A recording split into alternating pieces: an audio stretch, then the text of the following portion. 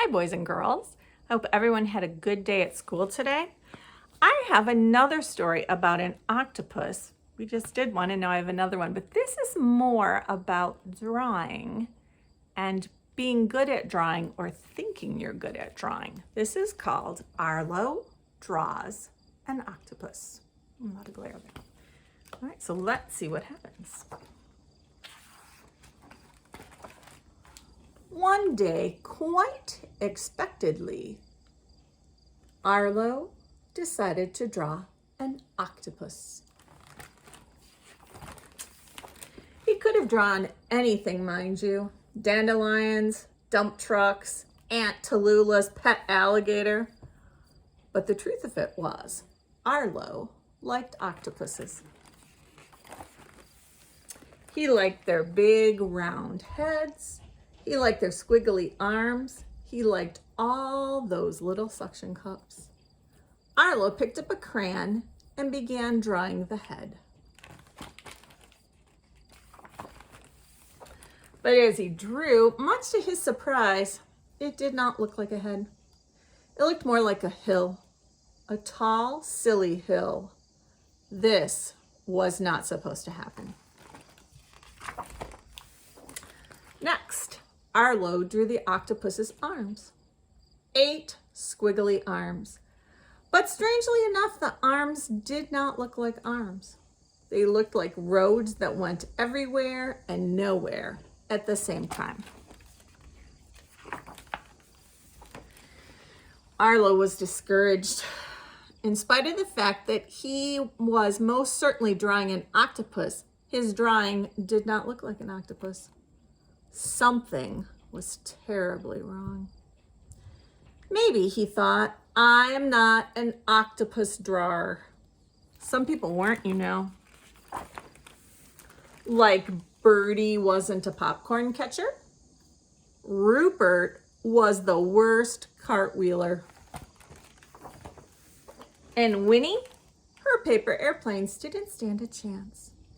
However, since Arlo had already started his drawing, it seemed only right to finish. By the time Arlo drew all those little suction cups, he wasn't at all surprised when he ended up with a bazillion bubbles that floated right off the page. I hate drawing octopuses.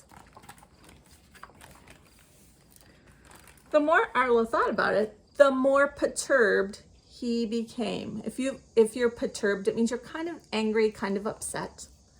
Arlo glared at his despicable drawing.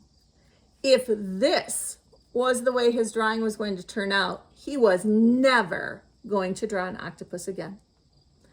To show that he meant business, Arlo wadded up his octopus disaster piece and threw it as hard as he could. Instead of a masterpiece, he made a disaster piece. However, since he had been taught not to litter, Arlo walked over to retrieve his drawing. Do you see this picture? It's not really raining on him, but it's showing that he's discouraged and sad. Hey, this isn't mine. Did you draw this? Hey, this isn't mine. Did you draw this? Arlo was astonished, and to be fair, so was the octopus. For even though they knew that their own drawing was a disaster, they were equally certain that the drawing they found on the floor was surprisingly delightful. I like it. Arlo told the octopus how he loved the striped shirt and the shoes that looked just like his. So the octopus drew a picture of Arlo. And the octopus told Arlo how much he liked all those squiggly arms and how the drawing looked just like his Aunt Zilla.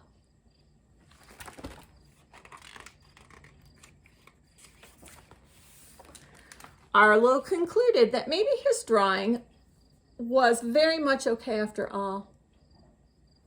And so was Arlo. That gave him an idea, a big idea. The truth of it was, Arlo liked elephants too. All right, boys and girls. So I will not be doing any stories next week because Mr. Kosak and I are leaving on a vacation to Montana. We're going to go to Yellowstone National Park. But I will be happy to hopefully post some videos of us hiking and maybe some of the animals that we see, if we see any. There's supposed to be a lot of animals there, so we'll see. Good night, boys and girls, and I will see you again on September 21st.